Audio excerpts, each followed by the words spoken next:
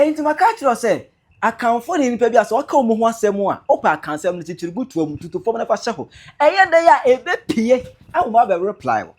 and as akansem no edi 10 years they will come and reply you. Kofi Oduro asa nyame school bi obekai say concerning akwaba no obaken no so masa go fa akwaba no obaken ai Kofi Oduro ebeka sai the beka so obeteki side am obebo asandefo na chi beke kan chat asandefo no no oko media say we na na friend pon ene onua mo o ma be reply Kofi Oduro in fact o ma ke kabi pa e da chere ba wo chire mu no chere wadwen ama me e wo comment section aha yi Penyah block media me so say ni die mu obe like video no other mo subscribe button so na be click the notification and connect the latest update na be chere wadwen de ama me e wo comment section let's was so bass one share do for so enya bi ahwe eti akwa ba sis obake e go for a whole lot of argument about Ghana hanomo Ganfo nche say yemfa omo kasa obake na eye gan kasa no ana ntu kutuka international airport sane gina wo hono no the welcoming note ni yemfa obaka nkaru presi akwaba ana fezo kwa kwamura park na sane gina was no welcoming note na eya akwaba no yenya akwaba no nfa obaka because e ho ye gansa so ever no confirm me once be ba mo social demonstration na emu no ana Kofi Oduro ko gina na so dem ene ne okwa address no na in address no ase Kofi Oduro ebe ye ba ya ase wo address issue no as wo ba Asantehene nachi as wo address issue no as wo ba Asantehene nachi. When I look at the debate this week we are here debating over pettiness like a name, a term, fighting over nonsense. That is what we are experts of. We fight over nonsense. There are 52 languages in Ghana. All of them deserve their language to be printed anywhere. All of them. They deserve that. In Frafra, Dagate, Dagare, Sisala, Kontunkuli, Nanumba. They all deserve. We shouldn't have any kind of dominance of some kind of ethnicity who wants to dominate all the time. Fairness, equity, that's the gospel of Jesus Christ. Treat your brother well and fair. What you don't want us to do to you, don't do it to your brother. Simple. You are not the only people who will always be receiving attention. That is not Christianity. More, there's some kind of dominance that comes with certain people that our nonsense is that everybody deserves the attention also. It's sometimes interesting, you know, what the Bema could have fear so then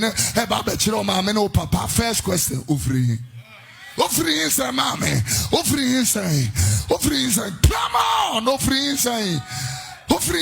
We have not told you our history. When I married a Quell boy, married a Krobo girl for 4 years, we had what we had never seen before. The the problems they gave us, you will not believe. Aden waware Kroboni.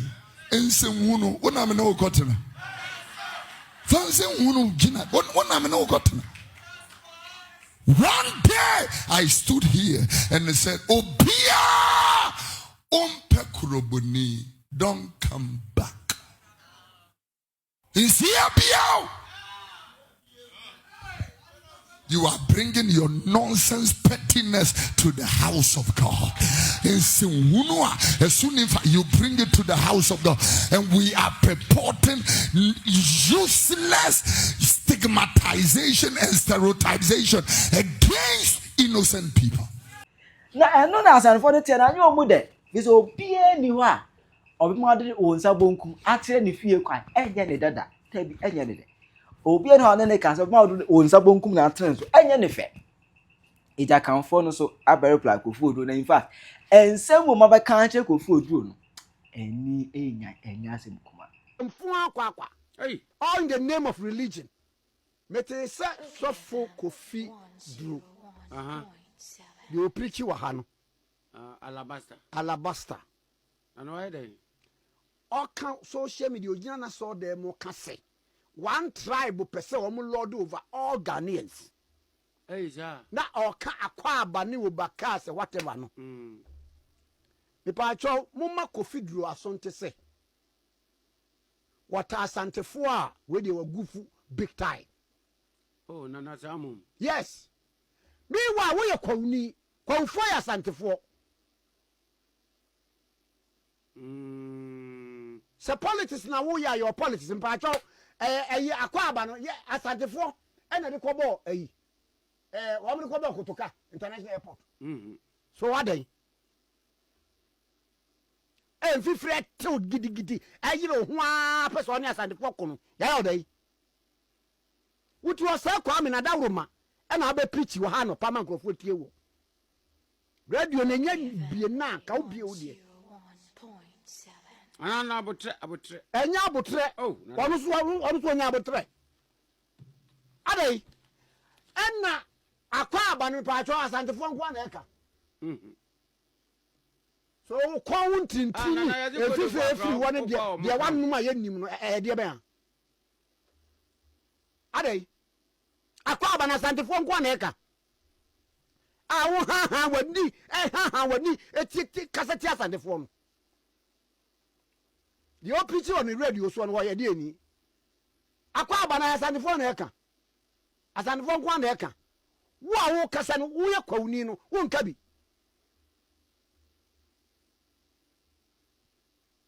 do baby ansamfo akwa hey all in the name of religion anansamfo nyina bam ansamfo mrem hey ansamfo mrem ajebreo no Okay, FM. enyame sam na wo ka no eno ne asantefo na ade yesi waso dem won akwa abale ne rekobo ho me ba twa akwa ababunufo nka bi omuka akuapemfo nka bi omuka achimfo nka bi omuka krobofo nka bi fantefo ka bi fantefo ka bi wo ye kwawuni kwawfo ya asantefo eti chese die na eye wahiya wo ya wo satan wo bi fa ho bai mon kan kire no kan bi asantefo eso be ka bi a kire no won fra asante a won kwawfo o kan akwa aba kofo ka fifre ti wa woni abeye asantefo ya ka kire say ye be lord over bi na tell asantefo no pese ye lord over all the people but ya ka say ye be president na di mo fa me ye na me bi say o akwa ba no ade be so nsamfo no na wo the station na akasa so do akasa so Nigeria ni dia on kabi chere se be kabi a chere so for Kofi Oduro enya adwobre bia adai na akwa ba iba ye akwa ba ye ne asantefo na rekobo ho na me po me ka say in recent times ekukuru ye no still asantefo insist say ye mane mo me ye ye fa mo bai o pa te ko ba alabasta ho te ko te akwa ba no fa ko ba alabasta ho o pa te Kofi Oduro o pa te ko ba alabasta ho obi anso kurom ha adai obia mana no so asantefo kan ne me pepa ne sesa obi lord over obia ene ka ha hu pichie no ja ne ko bia alabaster radio Okay, FM. se ni bia nya bia na bia ne ko bia 0.7. adai say asantefo ne pese lord over all yi yasraw ye kabi ye je be kabi a kyerɛw mesre eni die mu na mapagana fo nyina kyɛw sɛ ebretia we mu Ghana fo behwɛ a ɔmahu sɛ mebu afu yi pa ama sɛ bi kasa bi eni kwan sɛ meka no asapedini akeka saa kasa ni nyina bi Ghana fo mesre mo fa nkyɛme na medikan kasa sɛ ohu sɛ mebu afu a na ade ade ntɔkwa ba ede basabasa eba ana ma me beka bie eni sei enche bebrebe o man bi a ye friend Rwanda enipa baako anum kasa one word a wogina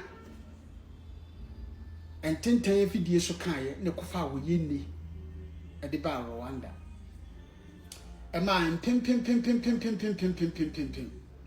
ehwe wo mukra just tribalism kasa bia o katia another tribe and this hand to kwan bai sabi menu Osofo Kofi Oduro odim sa no man nyina enti enye kasa ayesi esoso ewo ye man Ghana mu ti so ko me page ni mu a anytime bia me bubafu a me kasa bia no aye kasa obi kan edintitimu ani mpapa mu ba ani ma me ka bi Ghana se ye nyina ya be ye baako ye nyina ya baba ye baako me a meti hoi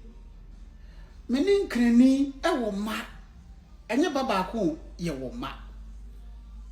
eti sabi me bebie ma no se me ka kasa bi ama sabi ma no desum na so etie me nuanom nkrani a me ankasa me di me ho atam efi se me no ho ma e kan nkrani aka me e kan santini aka me ya wale ye ho asole dem a ye wei aye type bebrebe na wa asole dem ho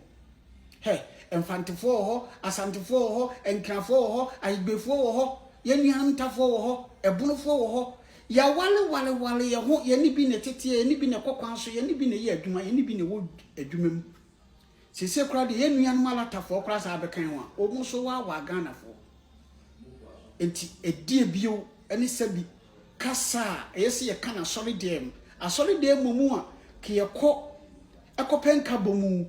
ye ko ekopek eka ekoro ye ho asem no sese ye gyan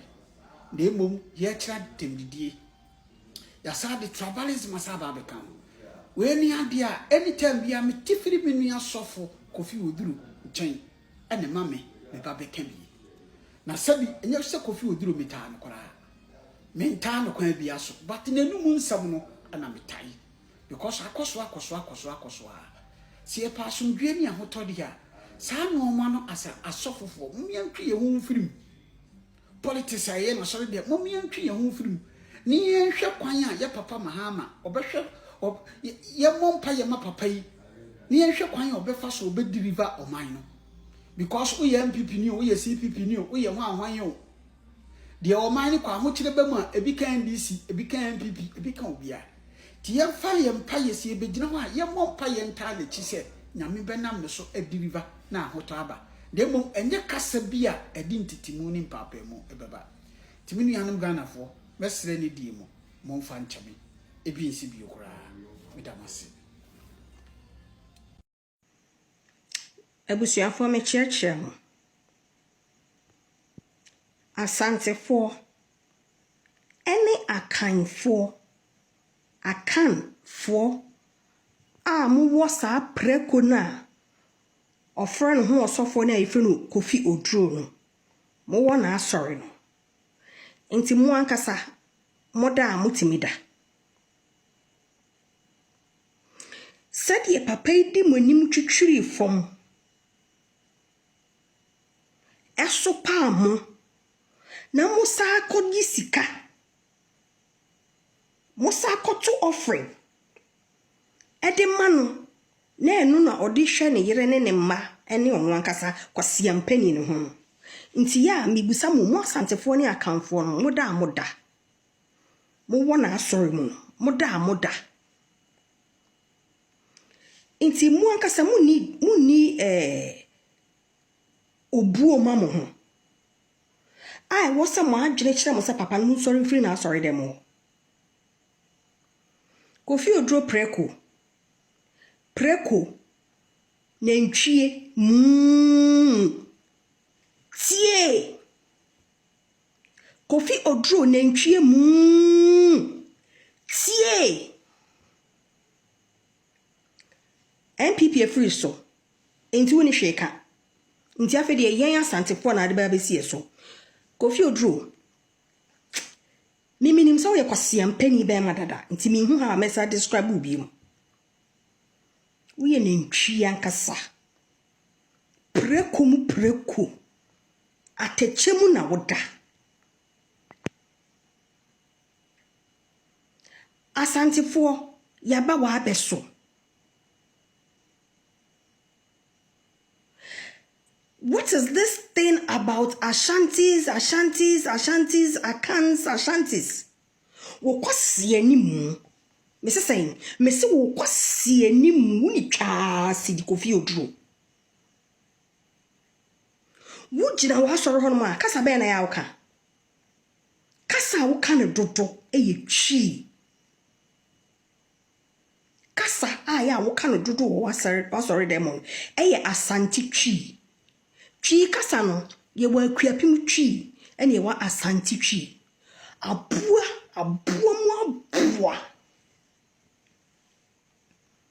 So mu Ghana ha sofo ni nyina no ye preko pa wo mu a ene wo sa Kofi Oduro.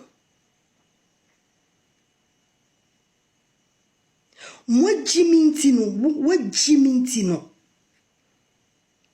wo se yan Asantefo ye mpre ni monyam animonyam le pre behwehwe yen pre din edina pre e behwehwe yen empempen so Asantefo ye duru no yen no ahunhum nyina tayechi abeka se na Asantefo ne bebia ne ye pese ye relevant uni twa city ye pese ye relevant ye relevant dada wo NDC ni blogger bi minim se mu bi be hunu ni din amamia oni Kevin Taylor no mudi atempa o wonde o Ghana ha ne huni bagajane na no bajase etwa awo foforo na no ni nenim te se wo wahwe Predator movie no sa boy no na no bajase Predator se an ya Asantefo ade nti ne ye ko obake ho wo hu sa Asantini bi wo te se Asantini bi complaining about her obake so obake no omde atare horomo no Asantefo started kasaye when these Ghana people came to insult us. Shemu mu eyana mu ajibi wo hu. Asantefo ye relevant dada wo. Yen ya ji din fitim fie petepepe. Yen na ye history abrofo kura esua. Enti eya mo ho ye sere. Wo sa guy na wo huni ni wanim se Predator no wano baja se twa wo foforo. Wo be ka Asantefo yen fo yasem so ho. Na se obidi obake akotare kotoka international airport ade na yeko wo hu se ana wo ti se omode sa ade na kotare Asantini bi ebe complaining se ade na nkranfo de sa ade na kotare ho mu kasa mu fa dwene nto ho mu sori ya monum kankan monum bon ntinu eya na eje mo fie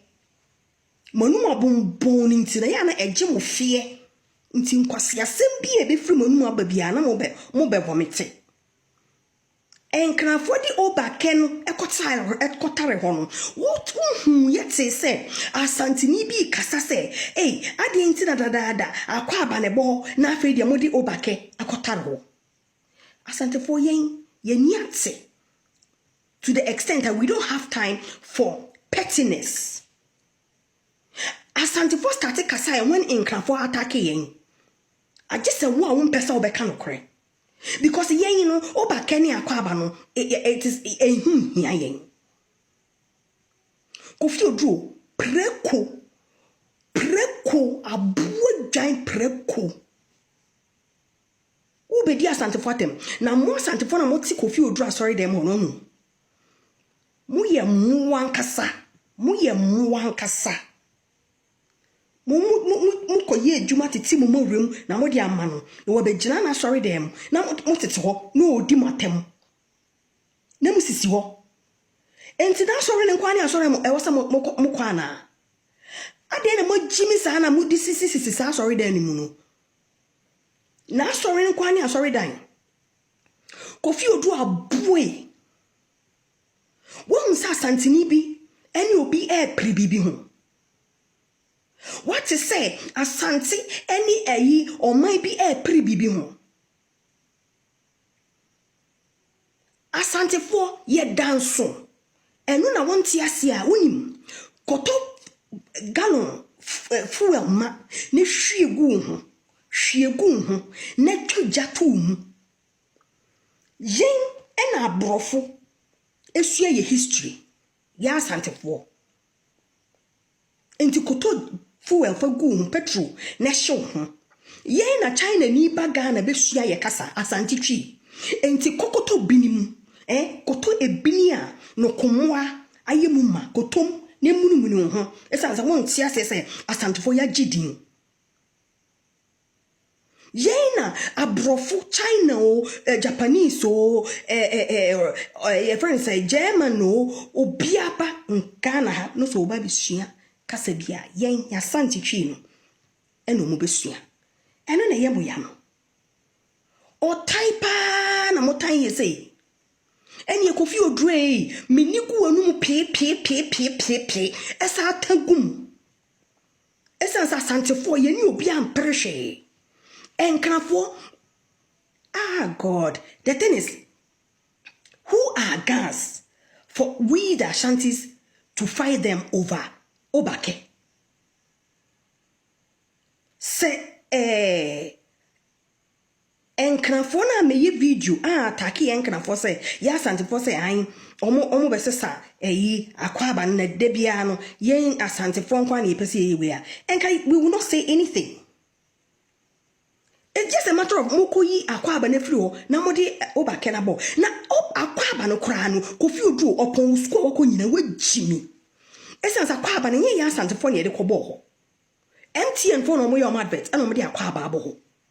enti ya asantefo esimu sei mesi mini wanum binima mini wanum ebinima Kofi Oduro aboa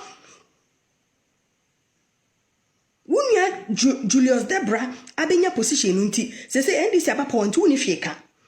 o dwan na ntwie tie Kwasea Penyah like that uchina properties na utie mu na wotetabo nkrofo na mo so asantefo na akamfo na go jiminti na mo si ho na mo tie ne Kwasea keka monim se mo ti mani munyam so monim se papa no mo ma na oji mu nhira eni mani munyam What's not sorry them what you or no quana sorry na sorry. Na mumu via or dim what them via, and must have to bottom, I could use Cadia mamma. Eh, any Asantefo I can't form would say, Kofi Oduro sorry them what you moye muankasa. Moye muamin to sebi. Usi honi pe di watem, no si ho, no ko bre, no ko pescana dia breno, no the shining grenema, monya mua. Munka mun sorry them all. Adia Ghana for pa kesi tribalism eno na ama oman no yentimi nkoyenim adwumemu yawariyemu ye kasem se ye nyi sa tribalism na emfiri mu a ebe den se Ghana betumi afa yentuma pa efira na ya na ebino munnim na moka ho asem o frefre ntokwa ne ntokwa ba ade ye frɛ ne ntokwa no yem se unya hunu bi me madwuma me ye yinti manamti Africa ha yi pa minim Rwanda minim Sierra Leone minim Liberia sa kura ntokwa asisisu nyina no nyame atom makoho be ho otimi hia obi na ne nsa atwa up to now nani nyina no uturu Rwanda wo se sunsun bi gina ho uturu Liberia utumi se sunsun bi gina ho